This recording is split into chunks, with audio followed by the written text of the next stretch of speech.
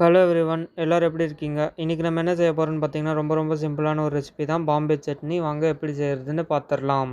இதை செய்கிறதுக்கு ஒரு குண்டால கடலை மாவு கொஞ்சம், அரை ஸ்பூன் பெருங்காயத்தூள், அரை ஸ்பூன் மஞ்சள் தூள், இது எல்லாத்தையும் சேர்த்துட்டு தண்ணி ஊற்றி கட்டி ஆகாத மாதிரி கலக்கிக்கோங்க. கலக்கி முடிச்சுட்டு கடைசியாக ஒரு 1/2 லிட்டர் தண்ணி ஊற்றி எடுத்து வச்சிடலாம். இதை இப்போ ஸ்டவ்வை பற்ற வச்சு வடைச்சட்டி எடுத்து அடுப்பில் வச்சுருங்க. 3 ஸ்பூன் தேங்காய் எண்ணெய் ஊற்றிக்கோங்க. எண்ணெய் காஞ்சதும் கடுகும் உளுத்தம்பருப்பும் சேர்த்துக்கோங்க. உளுந்து லைட்டாக கலர் சேஞ்ச் ஆனதும் வெங்காயத்தை சேர்த்துக்கோங்க. நம்ம இன்றைக்கி 2 பெரிய வெங்காயம் பொடியாக நறுக்கி எடுத்துருக்கோம். இதை நல்லா வதக்கி விடுங்க. நம்ம சேனலுக்கு சப்ஸ்கிரைப் பண்ணி உங்கள் சப்போர்ட்டை தெரிவிங்க. அப்போ தான் எனக்கு ஒரு மோட்டிவேஷனாக இருக்கும். வெங்காயம் வதங்கினதும் பச்சை மிளகா, கருவேப்பிலை, 1 ஸ்பூன் இஞ்சி பூண்டு பேஸ்ட் சேர்த்து நல்லா வதக்கி விடுங்க, பச்சை வாசனை போகிற வரைக்கும். இந்த ஸ்டேஜில் 2 தக்காளி நல்லா பொடியாக நறுக்கி சேர்த்துக்கோங்க. இப்போ தேவையான அளவு உப்பு சேர்த்துக்கலாம். தக்காளி தோல் சுருங்குற அளவுக்கு நல்லா வதக்கி விடுங்க. தக்காளி இந்த மாதிரி நல்லா வதங்கினதும் நம்ம கரைச்சி வச்சுருக்க அந்த கடலை மாவு இதில் சேர்த்துக்கலாம். இதில் கொஞ்சம் தண்ணி ஊற்றிக்கோங்க, ஏன்னா கடலை மாவு இருக்கனால இது கெட்டியாயிரும். இது கொதிக்க ஆரம்பித்தோன்னே 1 நிமிஷம் நல்லா கொதிக்க விடுங்க.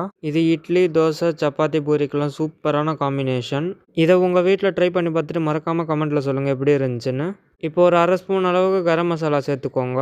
இப்போ இது 1 நிமிஷத்துக்கு நல்லா கொதிச்சிருச்சு. இதை கடைசியாக இறக்க போகையில் கொத்தமல்லி அதை சேர்த்து இறக்கிடலாம்.